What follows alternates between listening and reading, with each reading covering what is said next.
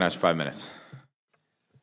Thank you, Mr. Chairman, and thank you for your bipartisan leadership on the committee. I will say, despite your efforts to make this as high-profile a committee, probably the most significant thing happening on U.S.-China relations today is not in the hearing, but Dr. Kissinger meeting Xi Jinping as we speak and meeting all the high-level leaders in China. And I say that because I think there's an area in the committee where there's clearly bipartisan agreement, and that is, as Congressman Lukemeyer has made the point, you've made the point, Congressman Whitman, others, we've hollowed out our industrial base.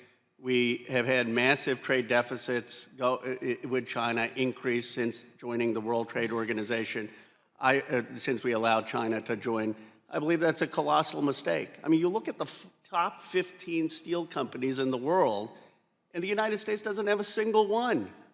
9 of them are in China. How in the world did we allow that to happen as a country? It was a bipartisan mistake for 40 years. And I think on this committee, there can be an agreement that we need to start rebuilding the industrial base and reducing the trade deficit with China.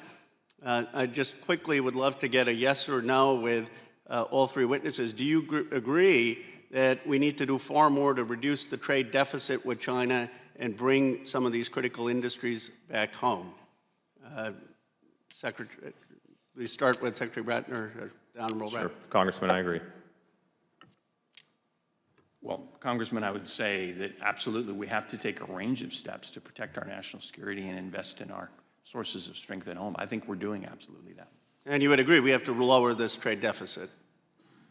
Certainly, it's in our interest to lower the deficit. I think more importantly, we should address distortionary economic policies on the part of China, protectionist and discriminatory policies on the part of China, and actions that undermine our economic and national security.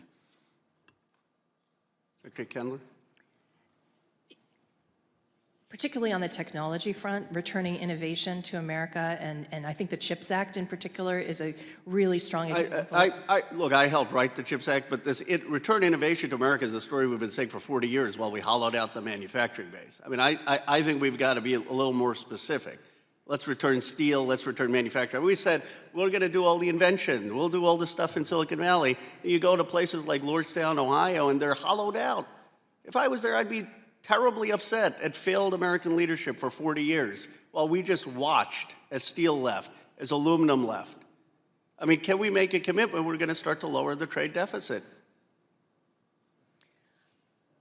I come at this from a national security perspective, but I absolutely know that the Commerce Department wants to work with you and your team on these issues. So let me take that back, and we will continue our good cooperation on this. I appreciate it. I think that should be a bipartisan metric in terms of what this country needs to do to right the ship. I think the president has been taking efforts there. I think the previous president raised legitimate issues of the hollowing out of American manufacturing base, and it seems to me one thing we can come together on. I did want to commend Secretary Blinken on his recent trip to China and his affirmation of a policy that a Republican initiated, Dr. Kissinger, which was the One China policy. I know he's taken heat for saying that he affirmed that policy and rejected Taiwanese independence, but my view is you can assist Taiwan, as many of us want to, in getting them defense, getting them weapons, but still affirm the One China policy architected by Dr. Kissinger, and my view, Secretary Blinken was appropriate in saying that. Could you comment on that? Yes, Congressman, there's been absolutely no change to our One China policy. As you know, it's based on the Taiwan Relations Act, the 3 joint communiques, and the 6 assurances to Taiwan. The Secretary in Beijing outlined that policy. He did not say anything new. And I would just, again, I'll reiterate what I said earlier. We will meet our obligations under the Taiwan Relations Act to assist Taiwan to maintain a sufficient self-defense. Our focus is on peace and stability. And maybe one last comment, Congressman. I just have 25 seconds, so I apologize. I suggest a 4th communique, which is to lower the trade deficit and bring manufacturing home by either president, any president in this country. But I appreciate your comments. Thank you, Congressman. The only comment I was going to add was we absolutely are not pulling our punches in any way, in any way, before these engagements, after them. I think you've seen that over the last 2.5 years. You'll continue to see that going forward, including on our One China policy. Thank you. Dr. Dunn. Dr. Dunn, you are recognized.